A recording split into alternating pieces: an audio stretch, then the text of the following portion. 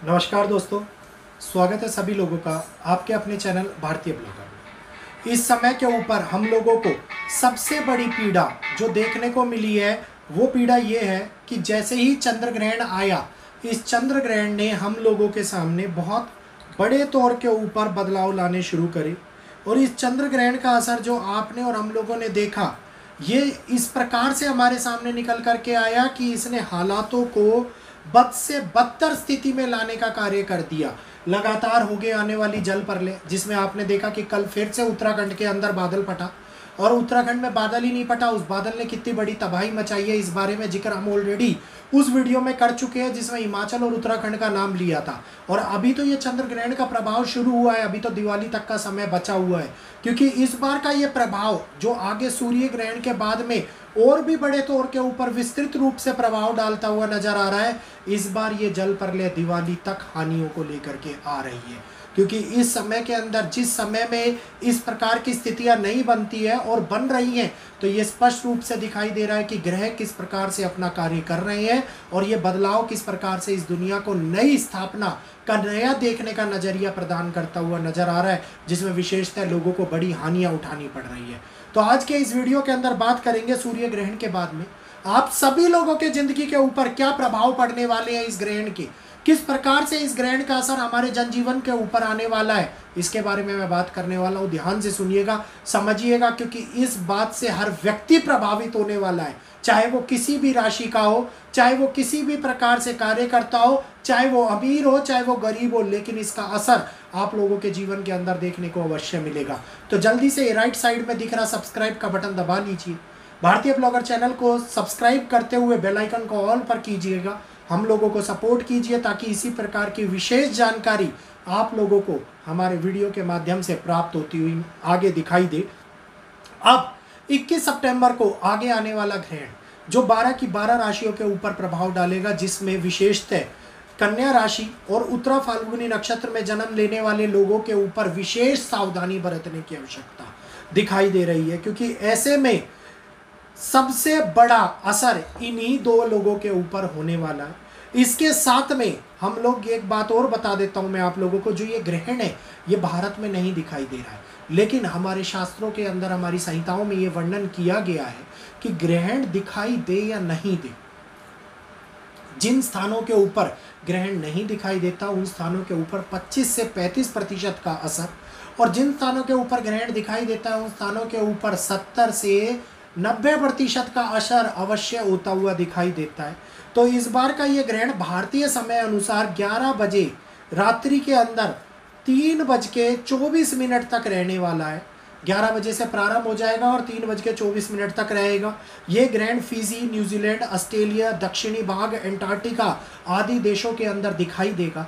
इसका प्रभाव विशेषतः उन्हीं स्थानों के ऊपर बहुत ज़्यादा होने वाला है, और इन स्थानों के ऊपर बड़े तौर के ऊपर प्राकृतिक घटनाएं, बड़े तौर के ऊपर राजनीतिक उथल पुथल, बड़े तौर के ऊपर होने वाले ये कहिए अन्य देशों से संबंध में सबसे ज़्यादा असर देखने को मिलने वाला है। 21 सितंबर को लगने वाला ये ग्रहण कन्या राशि के अंदर उत्तरा फाल्गुनी नक्षत्र के अंदर होगा। तो 21 सितंबर के अंदर इस ग्रहण के अंदर सबसे पहले मैं बात करता हूँ मेष राशि के जातकों के लिए। मेष राशि के जातकों के लिए पंचम भाव के स्वामी होते हैं सूर्य, और ग्रहण जो है वो आपके छठे भाव के अंदर हो रहा है। तो छठे भाव के अंदर यानी शत्रु भाव में ग्रहण का होना, ऐसे में आपको शत्रुओं के ऊपर विजय प्राप्ति के साधन बनते हुए नजर आएंगे। नौकरी के अंदर थोड़ा लाभ जरूर मिलेगा, लेकिन वहीं पर अत्यधिक तनाव की स्थिति भी आपको घेरती हुई नजर आती दिखाई देगी। इसके साथ साथ व्यापारिक हानि आप लोगों को देखने को मिल सकती है। पुराने कर्जे आपके जीवन के अंदर कई प्रकार से प्रहार करते हुए नजर आ सकते हैं। पुराने विवाद और मुकदमों से छुटकारा जरूर मिलेगा, लेकिन वो आपको धन हानि कराते हुए नजर आते दिखाई देंगे। अगली राशि की अगर मैं बात करता हूँ वृष राशि।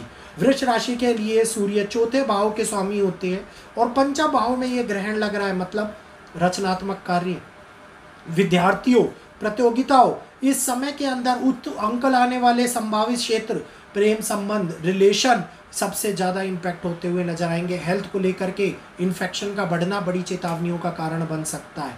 अगली राशि की अगर मैं बात करूं, मिथुन राशि। मिथुन राशि वालों के लिए सूर्य आपकी कुंडली के तीसरे भाव के स्वामी होते हैं और ग्रहण चौथे भाव में लग रहा है, मतलब माता को कष्ट उत्पन्न होता हुआ नजर आता है।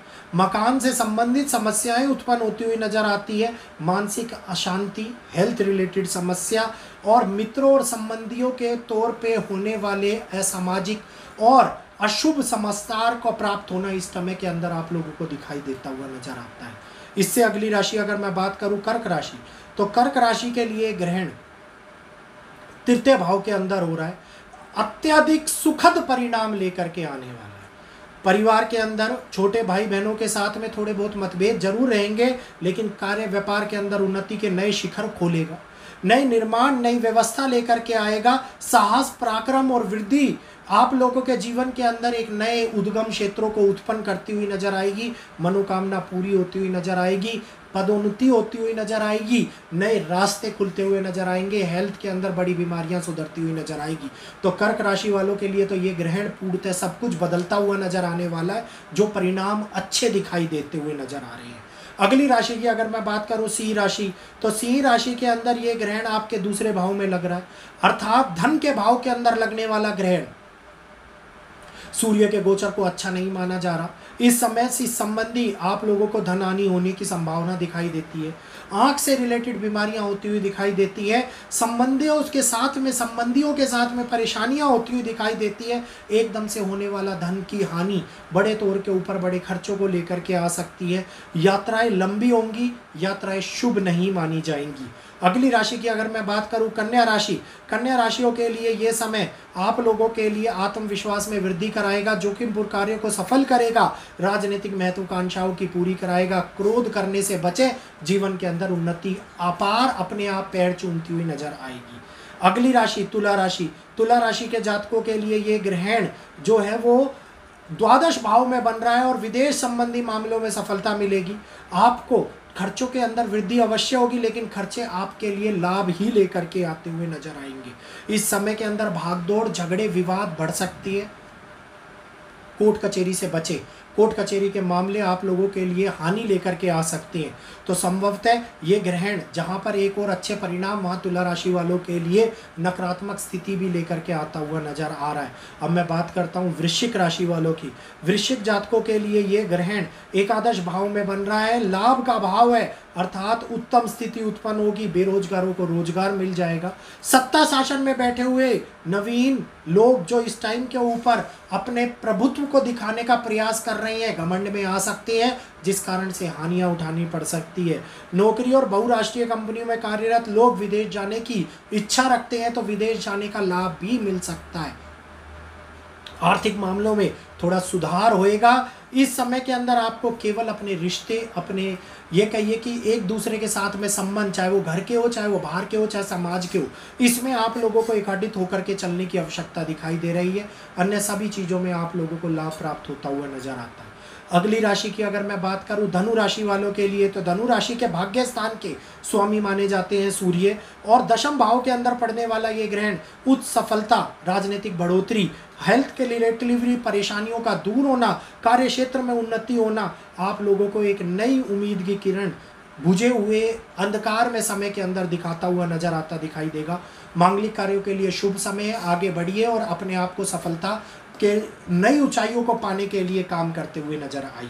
अगली राशि की अगर बात करें मकर राशि, तो मकर राशि के अष्टम भाव के स्वामी माने जाते हैं और नवम भाव में लगने वाला ये ग्रहण अप्रत्याशित तौर के ऊपर बड़े उतार चढ़ाव लेकर के आ रहा है। संबंधों को बिगाड़ने का काम करेगा, धन को फंसाने का काम करेगा, अध्यात्म के मामलों में विचार बदलते हुए नजर आएंगे। दान पुण्य से लेकर के और पिता से रिलेटेड कोई समस्या उत्पन्न होती हुई नजर आती दिखाई दे सकती है। भवन मिलने की संभावना बन रही है, भूमि के साथ साथ गाड़ी मिलने की संभावना बन रही है, लेकिन वहीं पर तनाव और भी ज़्यादा जीवन को हानि पहुंचाने का काम करेगा। अगली राशि अगर मैं बात करता हूँ 11वीं राशि कुंभ राशि के जातकों के लिए ये ग्रहण अष्टम भाव में बन रहा है। शनि के घर में बनने वाला ग्रहण सावधानी रखने की आवश्यकता दिखाई दे रही है। यह अचानक से लंबी यात्राएं जो हानि लेकर के आए पीड़ा दे सकती है।